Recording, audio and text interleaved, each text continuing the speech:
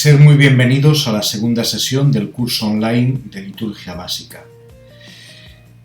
La primera pregunta que nosotros tenemos que resolver para poder ir avanzando en los distintos temas que vamos a tratar es ¿qué es la liturgia? Y ya en la primera sesión empezamos a plantearnos cuál es la importancia de la liturgia en la vida de la Iglesia.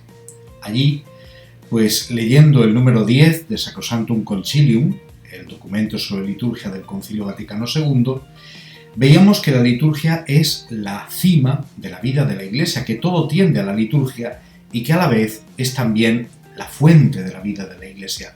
Todo parte de la liturgia. Por tanto, el papel de la liturgia en la vida de la Iglesia es un papel central.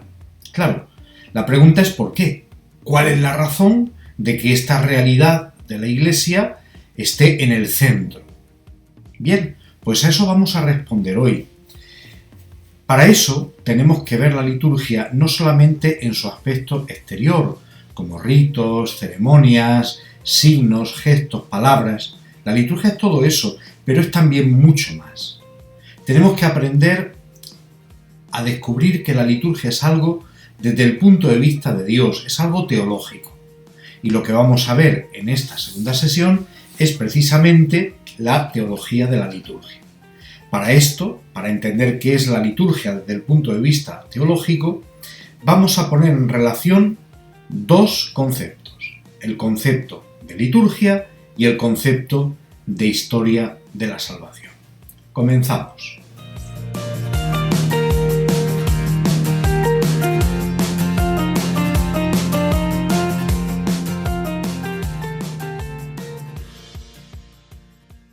Podríamos decir que la liturgia prolonga en el tiempo la obra de la salvación realizada por Cristo.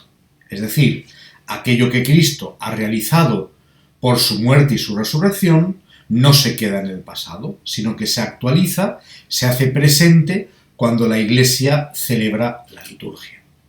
Por eso, en esta sesión, al poner en contacto los dos conceptos, liturgia e historia de la salvación, estas dos realidades, vamos a descubrir que en la liturgia precisamente estamos celebrando la historia de la salvación y especialmente su culminación, que es el misterio pascual de Cristo. Vamos a descubrir que en la liturgia esa historia de la salvación, esa obra de la salvación se prolonga y llega a nosotros, se actualiza.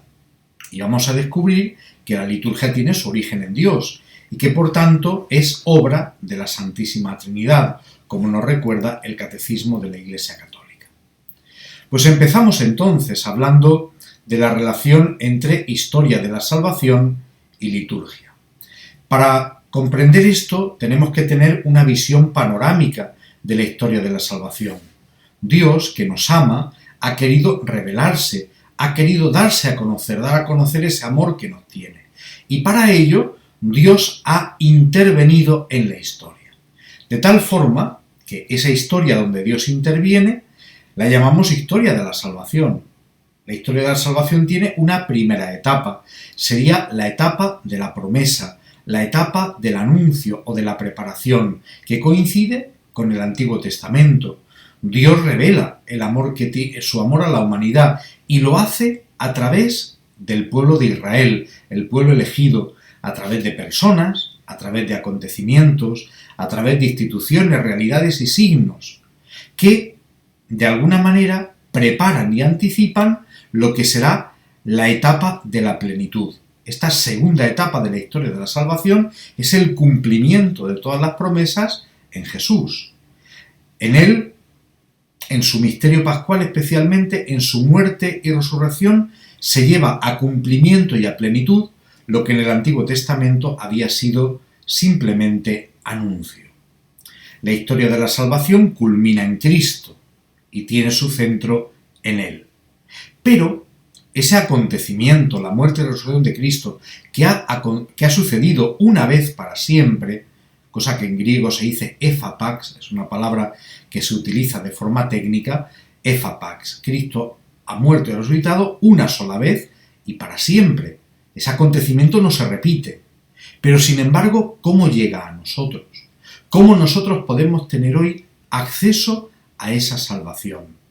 Pues con la muerte del Señor y con su resurrección, la entrega del Espíritu Santo en Pentecostés y el nacimiento de la Iglesia inauguran una etapa nueva, la etapa de la Iglesia, donde esa salvación se hace actual, donde se hace permanente, donde se hace accesible. ¿Y cómo accedemos a esa salvación que nos viene por el misterio pascual de Cristo? Pues precisamente por medio y a través de la liturgia. Y esto es así, nos recuerda Sacrosanctum Concilium en el número 7, porque en la celebración litúrgica Cristo está presente, presente a través de signos, presente sacramentalmente. Esta expresión, sacramentalmente, significa exactamente eso, a través y por medio de signos. Ahora nos encontramos con Cristo por medio de los signos de la liturgia, como un día los apóstoles se encontraron con él cara a cara cuando convivían con él en Galilea. Esto nos llevaría a darnos cuenta de que la liturgia, de alguna manera, recapitula, trae a nosotros, actualiza toda la historia de la salvación, que Cristo sigue estando presente y Cristo sigue actuando, Cristo sigue salvando. La salvación de Cristo no está en el pasado, se hace presente hoy, y eso también nos abre al futuro, nos abre a la esperanza en la vida eterna, que pregustamos y anticipamos cuando celebramos la Eucaristía, por ejemplo, hoy. El misterio pascual, por tanto, se convierte en el origen de la liturgia, en el centro de la liturgia. Es lo que celebramos. Su muerte y su resurrección que nos traen la salvación se extiende en el tiempo. Y se extiende en el tiempo por medio de la Iglesia.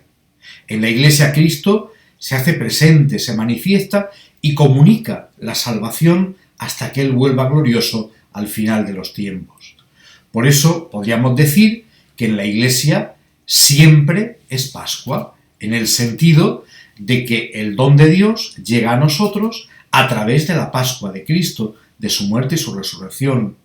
Pero también en la Iglesia siempre es de alguna manera Pentecostés, porque es el Espíritu Santo el que se comunica a la Iglesia y el que une a los fieles en la liturgia. Siendo esto así, estamos muy lejos de una definición o de un concepto de liturgia que se redujese a meros ritos y ceremonias. Siendo esto así, está claro que la liturgia, en primer lugar, es obra de Dios y no es obra nuestra. Es obra de la Santísima Trinidad. La liturgia es un don de Dios, ofrecido a la Iglesia. Es obra del Padre, del Hijo y del Espíritu Santo. La liturgia, por tanto, tiene una dimensión trinitaria. Y esto lo vemos en la celebración. En la celebración toda nuestra oración se dirige al Padre por el Hijo en el Espíritu Santo. Vamos a profundizar esto un poquito más y hablamos de la presencia y de la obra del Padre en la liturgia. Cuando nosotros oramos en la celebración, la oración siempre se dirige al Padre. Él es el término, Él es el destinatario, el fin de toda alabanza y de toda acción de gracias. ¿Por qué? Porque nos ha bendecido. Porque nos ha dado a Jesucristo. Él es la fuente de toda bendición, es la fuente de toda gracia y por eso es el destinatario de la alabanza y el culto de la Iglesia. Por medio de la liturgia nosotros reconocemos esa soberanía del Padre y ese amor que Él nos tiene. La liturgia es también obra de Cristo que permanece en la Iglesia y que se hace presente en la celebración. Vamos a leer, para entenderlo un poquito mejor, un fragmento del número 7 de Sacrosanctum Concilium, que nos explica: Cristo está presente, siempre presente en su Iglesia, sobre todo en la acción litúrgica. Está presente en el sacrificio de la misa, sea en la persona del ministro, sea sobre todo bajo las especies eucarísticas. Está presente con su fuerza en los sacramentos, está presente en su palabra, pues cuando se lee en la Iglesia la Sagrada Escritura, Él es quien habla. Está presente, por último, cuando la Iglesia suplica y canta salmos, el mismo que prometió: donde están 2 o 3 congregados en mi nombre, ahí estoy yo en medio de ellos. En la cita es Mateo 18:20 y está recogida, como digo, este párrafo es el número 7 de Sacrosanctum Concilium. Vemos, por tanto, que esa presencia de Cristo en la liturgia no es solamente la presencia real en la Eucaristía, sino que hay muchos modos de presencia de Cristo. Está presente en la Eucaristía, evidentemente, está presente en el ministro, está presente en la asamblea, está presente en la palabra proclamada, etcétera, etcétera, etcétera. Por eso, la obra de Cristo en la liturgia es precisamente eso, su presencia salvadora, que es viva y eficaz, que hace que la liturgia, que la celebración, se convierta en comunicación de esa salvación, en acontecimiento de salvación. Y finalmente, tendríamos la presencia del Espíritu Santo en la celebración. El Espíritu Santo es el catecismo el que nos ha hecho reflexionar muchísimo sobre esto. El Espíritu Santo está presente en la liturgia. Está presente de muchas maneras también, porque la liturgia es donación del Espíritu para realizar esa comunión en la vida divina, que es la finalidad de toda celebración. El Espíritu Santo es el que da vida a la celebración, el que es Señor y dador de vida, se convierte en el pedagogo, en el que nos va conduciendo y va guiando a ese encuentro con Cristo, que es la liturgia. Es el que de alguna manera nos prepara para la celebración y nos recuerda la obra de Dios. Es el que la actualiza y es el que nos pone en comunión. Por eso, bajo la guía del Espíritu Santo, la Iglesia ora, canta y celebra al Padre, confiesa a Jesús como Señor y lo invoca esperando su retorno. La celebración litúrgica tiene lugar en la unidad del Espíritu Santo, porque es esa unidad, no la nuestra, no nuestra amistad, no el que nos llevamos bien, el que nos conoce, no, es el Espíritu Santo el que crea la unidad, el que nos pone en comunión para poder celebrar. Y la liturgia expresa esa comunión. El Espíritu Santo dispone el corazón para acoger la palabra y, por tanto, hace que los sacramentos de la Iglesia sean eficaces, que realicen aquello que significan, que por medio de ellos Cristo actúe en nosotros, por medio del Espíritu, y nos cambie. Bien, por eso podríamos decir que la salvación llega a nosotros hoy a través y por medio de la liturgia.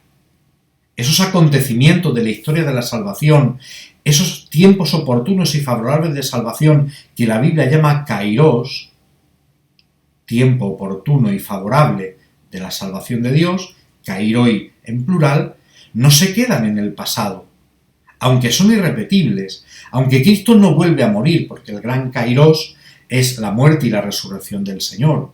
Eso ha acontecido una sola vez, pero cada vez que celebramos la Eucaristía, cada vez que celebramos la liturgia, se hacen presentes, se hacen actuales, para que nosotros los podamos acoger, para que nosotros podamos tener esa salvación. Mirad cómo lo explica, bastante mejor que yo, por cierto, el número 1104 del Catecismo. La liturgia cristiana, dice, no solo recuerda los acontecimientos que nos salvaron, sino que los actualiza, es decir, los hace presentes. El misterio pascual de Cristo se celebra, no se repite. Son las celebraciones las que se repiten, pero en cada una de ellas tiene lugar la efusión del Espíritu Santo, el don del Espíritu Santo, que actualiza el único misterio.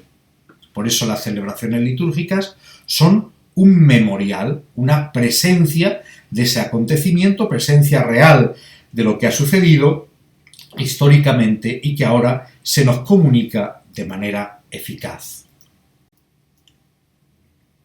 Pues hasta aquí la segunda sesión.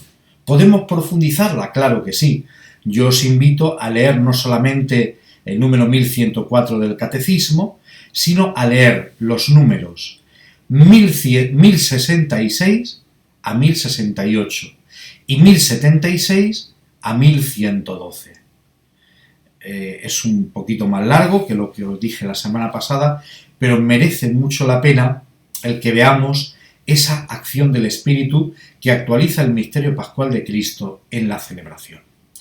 Por lo demás, ya sabéis, si tenéis preguntas, las podéis remitir a la cuenta de correo liturgia@diocesisdecartagena.org. Nos vemos el próximo viernes y seguiremos ya, una vez que tenemos claro lo que es la liturgia, lo que es su papel en la vida de la Iglesia y el porqué de ese papel. La liturgia es la actualización del misterio de la salvación en la presencia viva de Cristo. Ahora podemos entender bien lo que es una celebración y vamos a empezar a hacerlo a partir de la próxima semana. Un abrazo a todos, cuidaos en la pandemia, gracias por haber seguido el vídeo y nos vemos la próxima semana.